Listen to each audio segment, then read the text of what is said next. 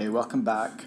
Just a reminder, you've probably looked at the functional groups and learned that different things are added to hydrocarbons to make them slightly different, whether they're polar or nonpolar.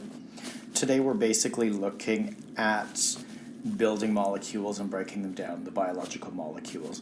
So remember that carbon has 4 bond sites, and normally carbon and a hydrogen, so if I made methane, so let's look at this, CH4. Because of the electronegativity and the shape of that molecule, that is a nonpolar molecule. And if we took ethane, which is the 2-carbon molecule with hydrogens, and if we left it as hydrogens, it would simply be a nonpolar, but if we added that functional group of a hydroxyl group, an OH added to the end, that now creates ethanol, which is now a polar molecule, so that can actually be somewhat dissolved into water, because remember, water is a polar molecule. Before we get going on to more things, just a reminder, I use a lot of the Roddy speak, and biology being all those terminology things, remember that sometimes when you see something, it triggers other stuff to happen. So, example, if I saw, remember we talked about carboxylic acids? So anytime you see like a fatty acid or an amino acid, if you see the term acid in language, especially in the biology side of things, think of a carboxyl group. It probably has a carboxyl group attached to it. So lactic acid, which we'll talk about later on, or lactate, which is also lactic acid, that has the carboxylic acid group. Or if I see something like fatty, if I see fatty, I'm going to think carbons and hydrogens. I'm going to think lots of carbons, lots of hydrogens, because that's a good stored sense of energy. Another little word, anything that ends in an ose, O-S-E, I would be thinking sugar or carbohydrate. Okay? Saccharide, also, saccharide means sugar, so those are another. And the other one that I would think about, always remember, if you see A's, A-S-E, think enzyme. Okay? As we talk about enzymes later in another lesson, whenever you see an enzyme, quite often it ends in A's, or sometimes sin, and often the word tells you what the enzyme does. So it's always things like that to remember. As we build more and more into your biological language, the more you're going to be using these terms. Okay?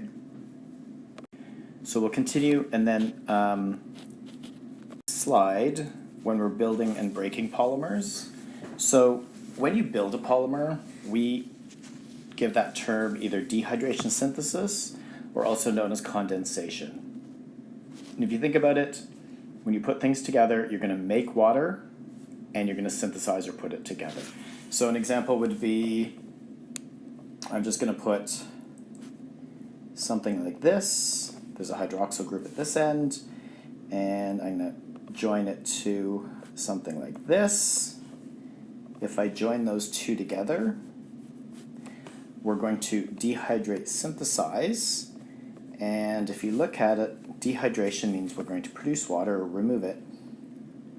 There's an H and an O, and if I take another H and I join those together, I will get water, or HOH. And then when I have it formed at the end, I have 3 carbons. What's left is, remember, there's the O. So I'm going to put the O there, and then 3 carbons. I didn't put any of the hydrogens in, but there you go. Now you have your new molecule formed. So quite often when you're like joining 2 glucose molecules, which we'll do in the next lesson, or joining a phosphate to ADP to make it ATP in another guide, making a triglyceride, you're going to go through dehydration synthesis. So every time you're doing dehydration synthesis, make sure you're looking at what you can join and how you can join it to make that water molecule, okay? The opposite of dehydration synthesis is hydrolysis. So if you look at the term hydrolysis, hydro meaning using water, it's just a simple word, like whenever we talk about like hydroelectricity, oh, that's electricity generated by water. So, and then lysis, when you think back to grade 11 or anything, when something is to lyse, it means to break. So the lytic cycle of the viruses, basically you're ripping open or you're breaking open the cells to release more enzymes. Or a lysosome inside of a cell, that means it's going to digest or break apart the cell. So hydrolysis just means you're going to take something and you're going to break it up using water. So I'm going to use a amino acid, which we'll talk about in another time, and I've got a dipeptide here, so I'm going to go, and then we'll just do an R group H with the amino at the end, and then this is joining with the amino, central carbon, RH, and your carboxylic acid. So if we add water to this,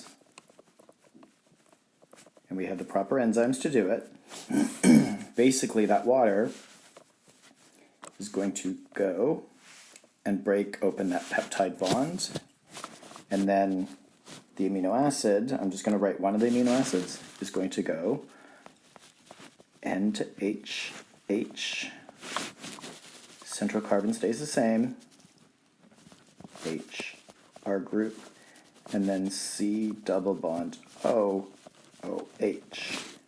So notice this N group here would gain one of the H's, and then the carboxyl group here is going to get the OH and the H. So now you've got the OH and the H, and then on the second amino acid you would get in the second amino acid you would get NH. The H coming from the water, central carbon, H, and then an R, and then you have your carboxylic acid intact from before. So that's where you get that extra H coming in, and no longer do you have a bond, a peptide bond, you have two separate amino acids. You've got this amino acid and this amino acid from your original dipeptide.